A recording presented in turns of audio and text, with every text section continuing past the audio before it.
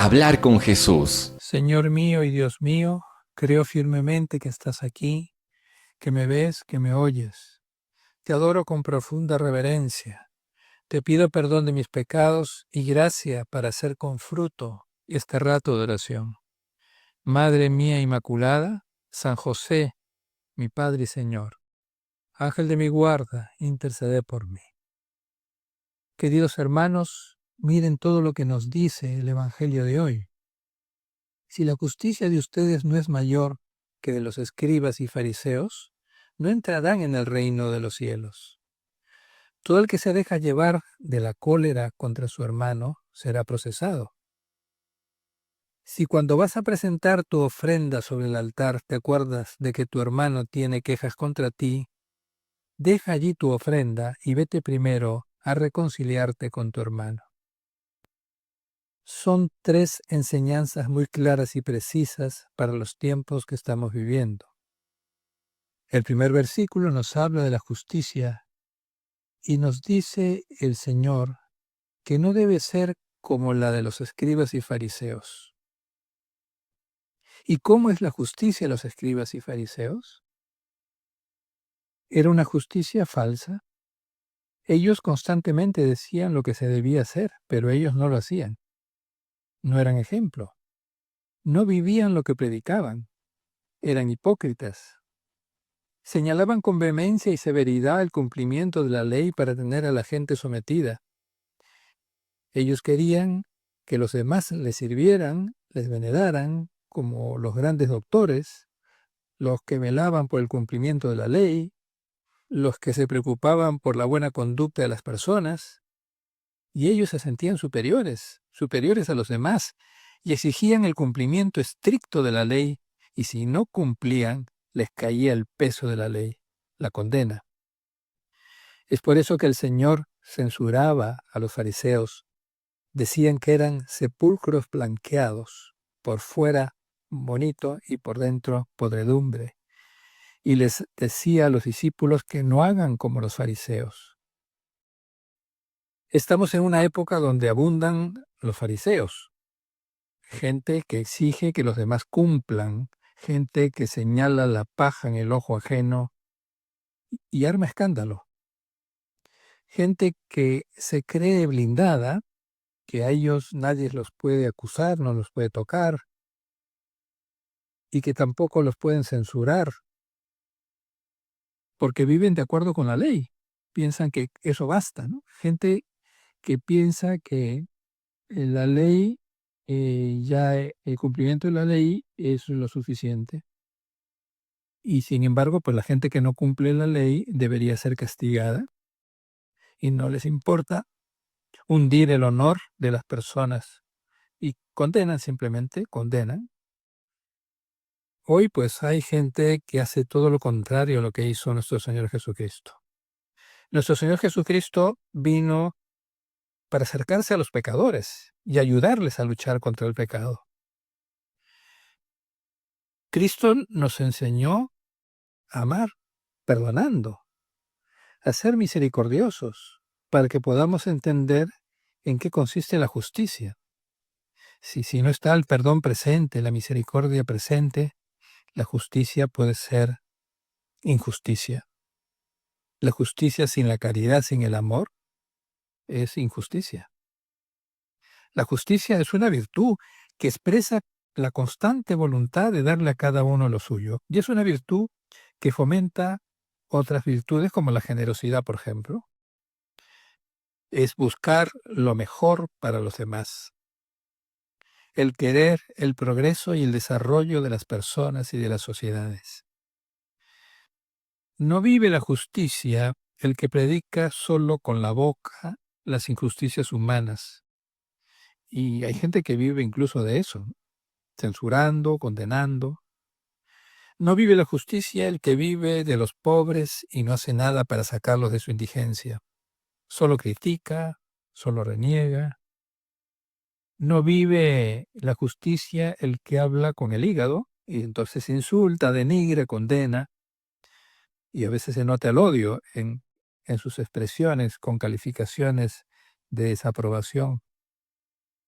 Y el Evangelio de hoy nos dice también que el que se deja llevar por la cólera contra su hermano será procesado. Y podemos decir que no vive la justicia el que vive con la ira, que es un pecado capital, que genera maltrato, violencia. La persona airada no controla su conducta, lanza improperios, atropella, genera escándalos y termina pensando que las cosas se resuelven con la violencia, con la guerra declarada y la eliminación de las personas. Y esto vemos hoy en la sociedad, ¿no? Hay cantidad de guerras por allí, cuánta gente muere, cuánta gente sufre. Lógicamente, pues hay situaciones que producen indignación. Cuando hay una falta de prudencia y se produce, por ejemplo, un grave accidente con pérdidas de vidas, o situaciones habituales de delincuencia y la existencia de organizaciones criminales, que efectivamente hay que eliminarlas de la sociedad, como el terrorismo, por ejemplo, y eso supone eh, mejorar a las personas. Hay que mejorar a las personas para que no ocurran esas cosas. ¿Y cómo se mejoran las personas? Con la educación. Hay que apostar por la educación. Y todo eso se puede y se debe hacer sin ira. Las situaciones de violencia no se resuelven con la violencia. Lo estamos viendo en el mundo. Cuando hay ira, se maltrata, surgen resentimientos. Y esos resentimientos persisten en el tiempo. A veces pasan años y la persona sigue dolida, sigue resentida. Y luego pues se prende nuevamente la chispa porque esos corazones no han perdonado, ¿no? Estas situaciones son dolorosas, lógicamente, ¿no? Y cuando suceden en las familias, cuando hay pues, rivalidades, odios entre los hermanos, no debería haber nunca esas cosas, ¿no? En la familia todos deben quererse, todos debemos querer a nuestros familiares. Por eso el Señor nos dice en el Evangelio de hoy, si al presentar tu ofrenda en el altar, te acuerdas que tu hermano tiene quejas contra ti, deja allí mismo tu ofrenda y ve primero a reconciliarte con tu hermano.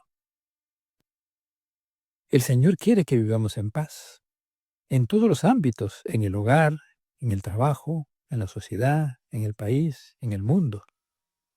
Hay que llevar la paz en nuestros corazones. Cristo le pide a los apóstoles que siembren la paz por todas partes. Y Cristo viene a resolver los problemas del mundo, nos viene a liberar pues de los problemas del pecado. Y Él nos da una fórmula, ¿no? Nos dice, amarás al Señor tu Dios con todo tu corazón, con toda tu fuerza, con toda tu mente y al prójimo como a ti mismo. Ese es el resumen.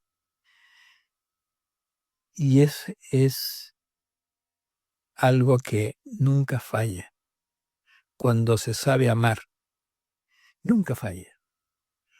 ¿Cuánto bien se hace? ¿Cuántas conversiones vienen? ¿Cuántas personas se acercan a Dios? La caridad siempre se puede vivir. Los problemas de relaciones humanas siempre se pueden solucionar. Y la solución está en el perdón, en saber perdonar, en no guardar resentimientos, en saber pasar la página. Y el perdón no llega con razonamientos, con una especie de ley de oferta y demanda, ¿no? Llega con la fe en la gracia de Dios. Y al Señor le debemos pedir, Señor, dame tu gracia para que yo pueda perdonar, para que yo pueda amar, para que yo pueda querer mejor a las demás, para que no haga excepción de personas, para que sepa querer a todos. Y es el Señor el que nos da esa virtud, una virtud infusa, para quererlo a Él y querer al prójimo. Pero a veces nuestro amor propio es el que no nos deja querer. Y el amor propio suele estar infectado de egoísmo, que es la causa de que nos vaya mal, ¿no? De que nos alejemos de Dios y del prójimo. Cuando pensamos en nosotros, en nuestros derechos, ¿no? Nos sentimos resentidos. O pensamos que la libertad es hago lo que me da la gana y manejo las cosas como yo quiero, ¿no? Sin tener en cuenta la ley de Dios, sin tener en cuenta que hay un prójimo que tenemos que servir y que tenemos que ayudar. Todos necesitamos de Dios y necesitamos de los demás. Nos necesitamos. Y necesitamos también de la ayuda, y el Señor nos ha puesto pues el ángel de la guarda para que nos cuide. Necesitamos del ángel, necesitamos de la Virgen María, nuestra Madre. Por algo Jesucristo nos la entregó, ¿no? Para que nos cuide y nos haga ir por el camino correcto, por el buen camino. Te doy gracias, Dios mío, por los buenos propósitos, afectos e inspiraciones que me has comunicado en esta meditación. Te pido ayuda para ponerlos por obra. Madre mía Inmaculada, San José, mi Padre y Señor, Ángel de mi guarda, intercede por mí.